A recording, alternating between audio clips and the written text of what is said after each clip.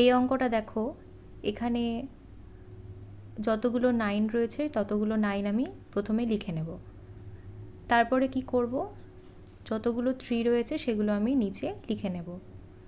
তারপর দেখো কি করব, প্রথমে যে 9-এর ঘরে দশমিকের পরে যতগুলো সংখ্যা রয়েছে সেটা আমি 10-এর ওপরে টু দি পাওয়ার করে লিখে নেব।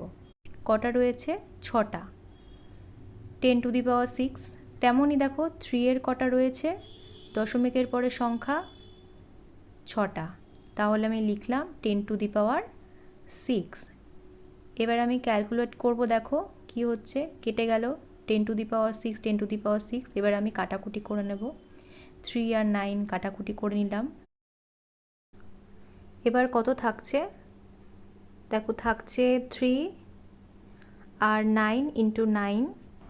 আমি লিখতে পারি 3 ইন্টু 9 ইন্টু 9 81। তাহলে আনসার হচ্ছে 243। এটা হলো আমাদের আনসার। তোমরা এই অঙ্কগুলো এইরকমভাবে করবে।